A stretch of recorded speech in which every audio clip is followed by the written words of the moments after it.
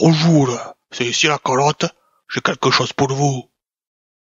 What the fuck? C'est quelqu'un qui veut vous donner une leçon de chasse. Je crois que c'est pour revoir les bases. What the fuck? Ouais, ça concerne la chance. Voilà quelques vidéos pour vous entraîner. Oh putain, j'en ai marre de faire le pigeon là, terre. Retourne dans ma grotte. What the fuck?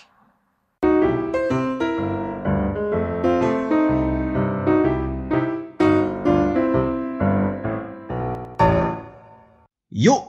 Aujourd'hui, une vidéo un poil différente de celle de d'habitude, car des instances supérieures m'ont chargé d'une mission de premier plan que je ne pouvais tout simplement pas refuser.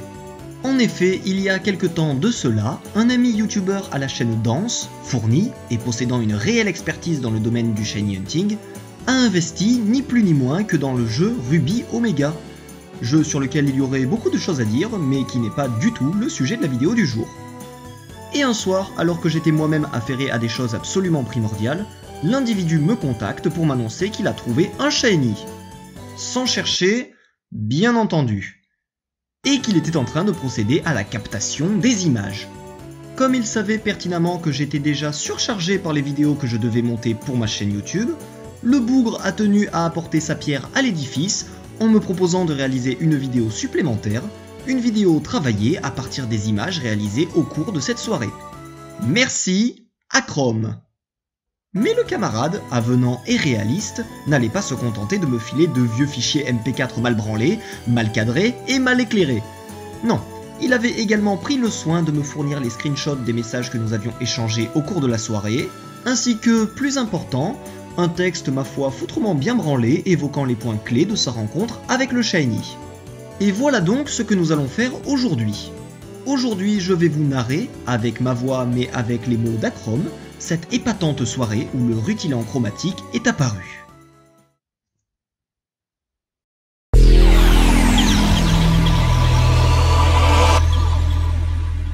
Projetons-nous à quelques milliers de kilomètres d'ici, au Portugal très exactement. Dans la petite bourgade de Santa Cruz de Lima, tout est calme. Nous sommes le 6 août 2018, il est 22h52 heure locale. Je fais mes premiers pas en terre d'Owen, tout au plus ai-je dû passer 8 petites heures en compagnie de mon fidèle et impétueux Gobu. Alors étendu sur ma couche en tenue frivole, recherchant la fraîcheur près de mon ventilateur, en attente du baiser soporifique de Morphée, me voilà sur ma console en train d'user du Navidex pour entreprendre de chercher un Goélise fort peu banal. Nous sommes alors sur la route 101. Certes, ce volatile ne me sera d'aucune utilité pour le reste de mon aventure, mais ainsi ma nature est faite. Après tout, au hasard de mes pérégrinations, ne suis-je pas tombé sur l'un de ces princes des océans possédant la capacité d'étrempage? Ayant à ce moment mal maîtrisé ma tactique, le fiefé coquin s'en était allé retrouver ses compères, la plume entre les jambes. Qu'à cela ne tienne, je m'en vais poursuivre ma quête. La capacité d'étrempage? Mais oui, en plus d'être utile en combat, elle sera parfaite pour la lessive. Ainsi donc continuai-je à attendre l'avertissement sonore de mon instrument de malheur. Les rencontres s'enchaînaient, se ressemblaient, mais je me retrouvais bredouille à chaque fois. C'est à cet instant qu'un couinement inattendu se fit entendre. Un hirondelle inhabituel fut détecté. Certes, il possédait des attaques singulières telles que mimiques, mais surtout un grand potentiel guerrier supérieur aux autres. L'appareil le cataloguait comme ayant le niveau 13. Pas mal! Au moins ça fera quelques points d'expérience bien mérités pour mes compagnons. À pas de velours, je me suis rapproché du spécimen, qui naturellement s'est mis à attaquer. Quelle ne fut pas ma surprise en découvrant sa robe d'un vert sapin, combinée à la teinte de son cou, qui rappelait la douceur d'un coucher de soleil automnal. Orange gerbe. Ouais. Ta gueule, poli! Ni une ni deux, ni même trois, j'entrepris de l'accueillir au sein de mon équipe. Le combat fut rude. Mon compagnon faucheur ne se sentait pas à l'aise devant tant de majestuosité. Aussi fut-il aisément éliminé par l'ennemi. Cela ne m'arrangeait pas. Il me fallait l'affaiblir suffisamment pour pouvoir le convaincre de se rallier à moi. Et au fur et à mesure, mes compagnons tombaient, les uns après les autres. De même que les gouttes de sueur sur mon front.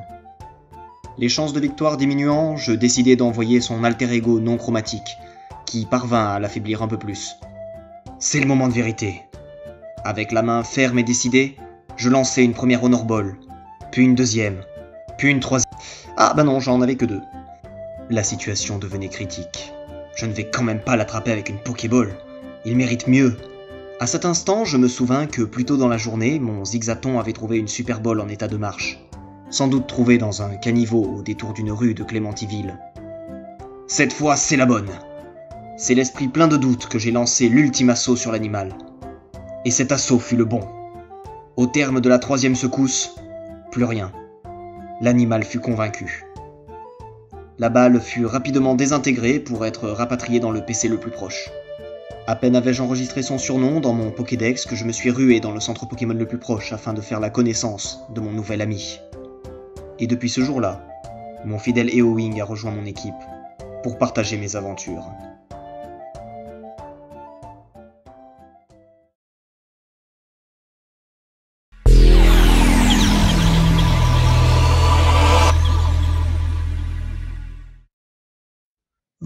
Voilà.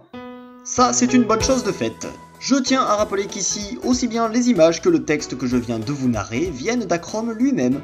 Alors, au vu de la qualité du bidule, n'hésitez surtout pas à aller vous abonner à sa chaîne, à regarder ses dernières vidéos, à le suivre sur Twitter, sur Facebook et sur Mixer. Et pour ma part, on se retrouve la semaine prochaine pour des vidéos carrément moins stylées.